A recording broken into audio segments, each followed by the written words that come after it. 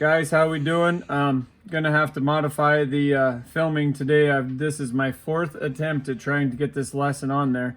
Most of you said, Mr. Cruz, just forget it and we don't need to learn it, but we're gonna do it anyways. We're getting in lesson 6.2, solving inequalities using multiplication or division. We're gonna go through a couple practice problems. Before we get there, if you guys have not taken your quiz over volume and surface area, please get that done. If you have not gotten your 11.4, 11.5 assignment in, get that in. Our 6.1 assignment needs to be in. We are falling behind and we keep piling on assignments. I really only want you guys to be spending 20 to 25 minutes on math every day. And the way some of you are going, you guys want to spend at least 8 hours a day on it. So try to get those assignments in, get them compiled so you don't have very much work and you can go do other things that I know you want to go do. Okay, so first off, solving inequalities and going, okay? So we're going to have A. So if we have A over 4 is less than or equal to 10, okay? We're going to treat this like we did before, and we're going to say this is A equals 10. We're going to put it over 4 again, okay? So what we're going to do here is say, hey, what do we have to do when we're dividing? We're going to multiply. So we're going to multiply by 4 on both sides of the equation. So then that doesn't work out. So we're going to have A. Now we're just going to substitute again. We substituted there. Now we'll substitute back in. And we're just going to have the less than or equal to. And 10 times 4 would be 40, right? Okay. What happens though if we're doing multiplication? So if we have 4x is greater than 20, okay? Well then we're going to, if we're multiplying, you're going to say we're going to divide. So we're going to divide by 4 on both sides of the equation. So then we're going to have x is greater than, well, what's 20 divided by 4?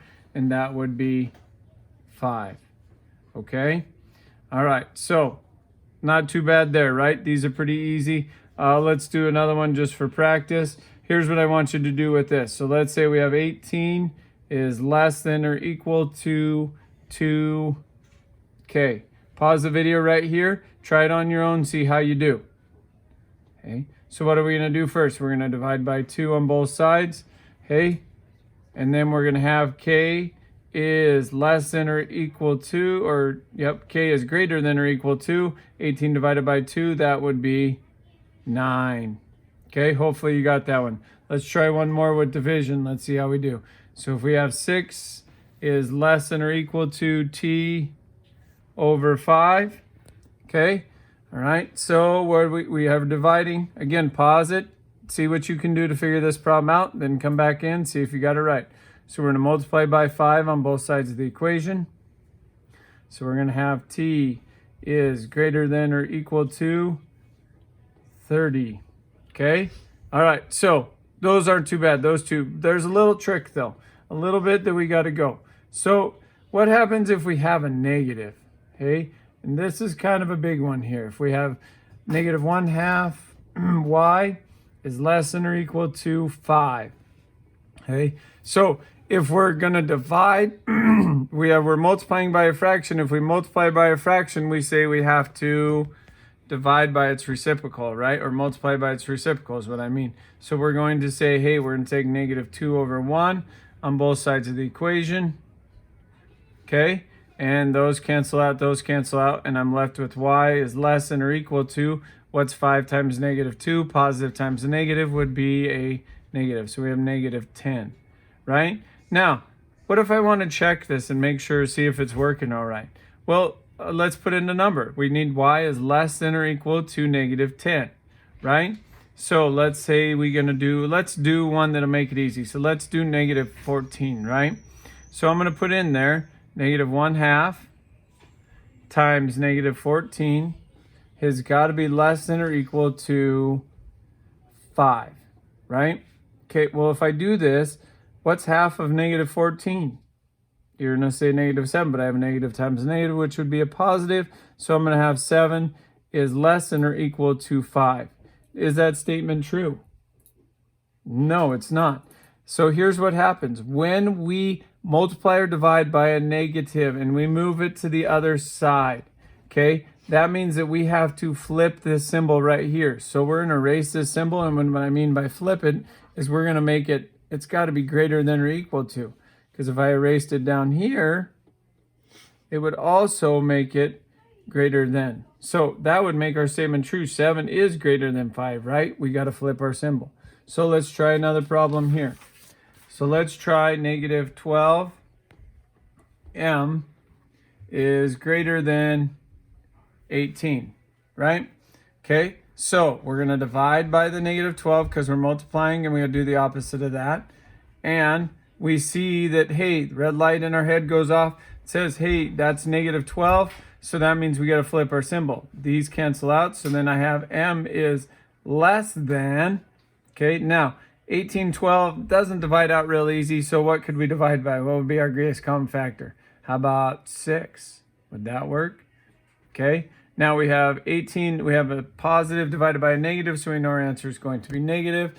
18 divided by 6 would be 3, and negative 12 divided by 6 would be, where I put the negative there, so that would be 2. So our answer would be m has got to be less than a negative 3 halves. Okay? All right, whatever, let's do one more, and then I'm going to have you try it. So if we have a negative 8x is less than or equal to 20. Right? So then we're going to divide by negative 8 on both sides of the equation, correct? Remember, did that negative 8, so we got to do what? We got to flip the symbol. X is greater than, and then again, this one doesn't divide out really pretty, but our greatest common factor would be what? 4. You're right. Good job. 20 divided by 4 would be 5, and negative 8 divided by 4 would be 2. So we'd have x is, and that would be negative, wouldn't it? Because we had a positive divided by a negative. So we'd have x is greater than negative 5 halves. Okay? How about we try one on your own here? Let's try one, see how you do. So I write this problem down. I want you to pause your video. Try it on your own and see how you do. So negative 1/5 p is greater than 1. Okay? So pause your video, see what you can do, come back. I'm going to keep working, all right? So we're going to multiply by negative 5 on both sides of the equation, again, because it's doing by the reciprocal. Oh, look at that. That was a negative, so I know I'm going to flip my symbol. So I'm going to have p is less than, well, we have 1 times, that's supposed to be multiplication there. There's your big dot. 1 times negative 5, which would be negative 5. So p has got to be less than negative 5, all right? Let's try one more. Let's try this one. Here, we'll go into the next slide. And let's try negative 24 is less than or equal to 6t. All right? So what are we going to do? Going to divide by 6 on both sides of the equation. Is this negative? No, it's not. So we're not going to flip it. Even though this side's negative, yes. But the number that we brought across was not negative, so we don't need to flip it. So it'll be t is less than or equal to, what's negative 24 divided by 6? We would say negative 4, right? Okay, that's all we got for today. Make sure that you are getting this assignment done.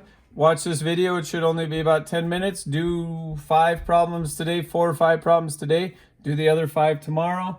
Get those quizzes done, get those other assignments done. I did put them in as zeros to see what that does to your grade, but I'd like you to get those assignments and get those done. All right? Have a good day, and we'll talk to you later.